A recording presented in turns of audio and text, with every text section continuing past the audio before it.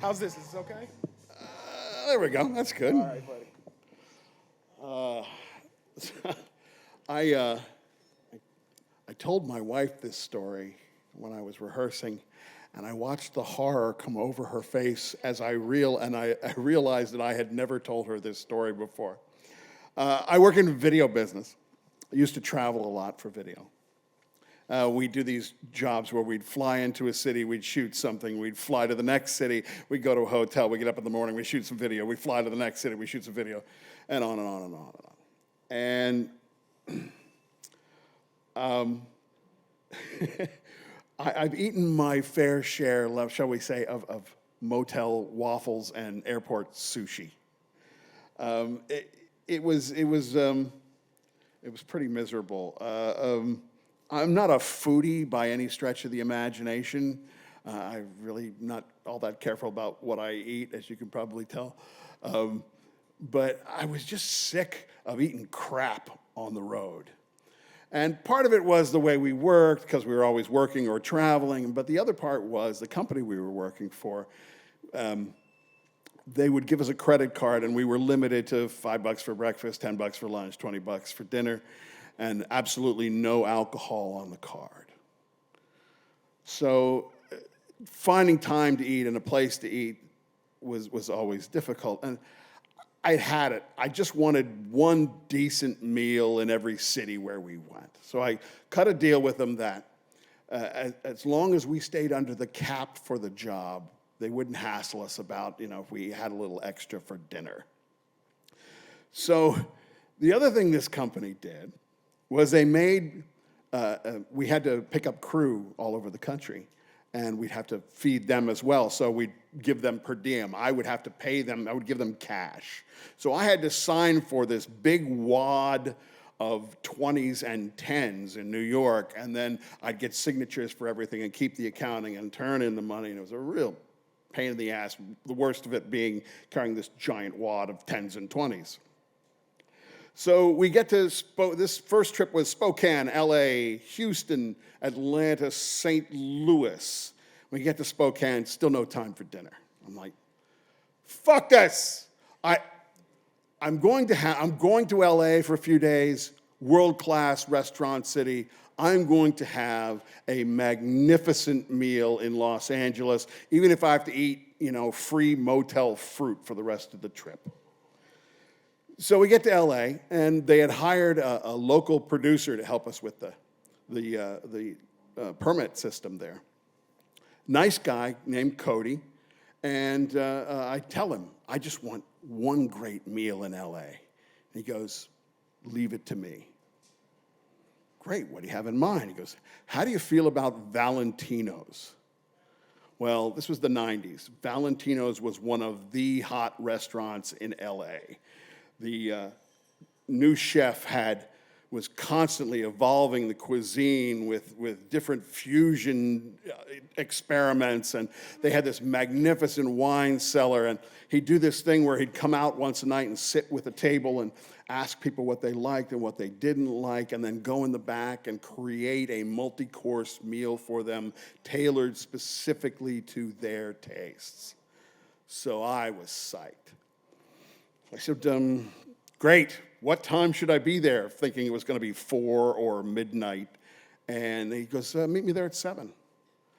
A 7 o'clock reservation in a hot LA restaurant. Oh my God. I get there. Cody's already there. He's chatting up the hostess, and I figure that's how we got this reservation. And he says, the table's not ready. Let's go to the bar. We get down to the bar. He goes, how do you feel about scotch? I'm not a fan. He goes, I'm going to convert you. Calls the bartender over, says, Matthew, give my friend here Johnny Walker Blue, and I'll have a Macallan 30. Now, for those of you not keeping score, he just ordered about $300 worth of whiskey. I'm like, this is a little rich for my blood. He said, don't worry about it. It's on me. Thanks for hiring me. Remember me when you come back to LA.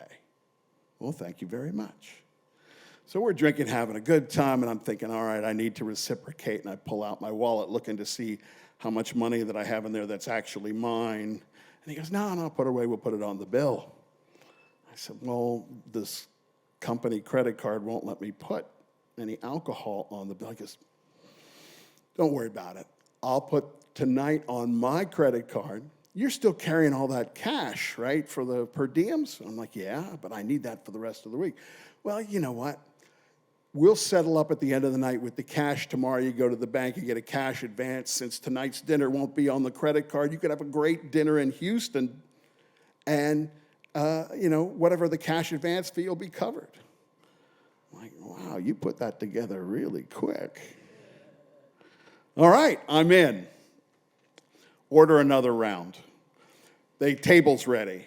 Beautiful table. We can see everything. And this is LA. So at this table is one of the girls from Beverly Hills 90210. And at this table is the sweep the leg guy from Karate Kid.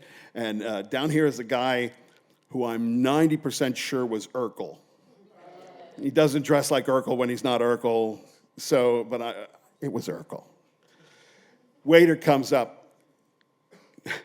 Cody goes, do you mind if I order for us? I said, I'm in your hands. He goes, ask Piero, the chef, if we could try his small plates dinner. He's ordering off the menu. Waiter comes back, says, yep, you're fine. Now, Piero had been experimenting with these small, this was before every restaurant and bar had tapas. He was experimenting with a dinner of small plates where there was a consistent spice palette throughout the whole dinner. So this sounds great. Then Cody says, and I'd like to pair a wine with each of the dishes. So the waiter and the wine steward are all getting their heads together, and they're going over the dishes, and they're selecting wines, and now I'm really excited. This is going to be an event. And while we're waiting for our food, we talk, and I ask him the inevitable question, how'd you get into the video business? He said, well, I was a grifter. I was a professional con man. And I'm like, yeah, aren't we all, brother? And he goes, no, my mother was a grifter. I grew up in the life, and we traveled from city to city doing cons. And I'm fascinated because all I know about con men is, what I saw in The Sting or whatever. And he's telling me all these cons he had done. And then our food came. And oh my God. He had ordered wines that either amplified or contrasted with each dish. So sometimes we'd taste the wine, and sometimes and then have the food. Sometimes we'd eat the food first and taste the wine. And each taste was an adventure in texture and flavor, and it would evolve as you ate it. And it was 7 courses. And at the end, I was like, Thanksgiving dinner, fat and happy, with this incredible, warm, comfortable wine buzz. I was feeling about as good as you can possibly feel without actually having sex. And then the check came. And it was $3,000 before tip. And now I'm panicking. And Cody's like, brother, don't worry about it.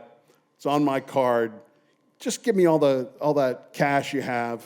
And, if it's more, we'll settle up. You can send it to me later. And I'm like, are you sure? And he's like, yeah, I'll take care of it. Like, thanks, man. And he gets up and he gives the card to the waiter and goes up and goes to the restroom. And I'm sitting there and no Cody. Waiter comes by and I order an espresso. No Cody. Finish the espresso. No Cody. And now I'm worried. I get up and go to the restroom to see if he's okay, and the waiter stops me, wants to make sure I'm not sneaking out the back like my friend did. And then I remember, I was like, wait a minute. I saw him give you the card. He goes, it was a business card. Wasn't even his business card. Tried the phone numbers for him, nothing on the phone. Talked to the hostess. She's like, I just met him tonight.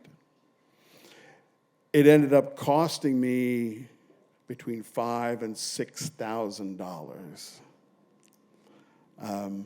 It took me years to pay it off, and it is still, to this day, the best fucking meal I've ever had in my life. Thanks.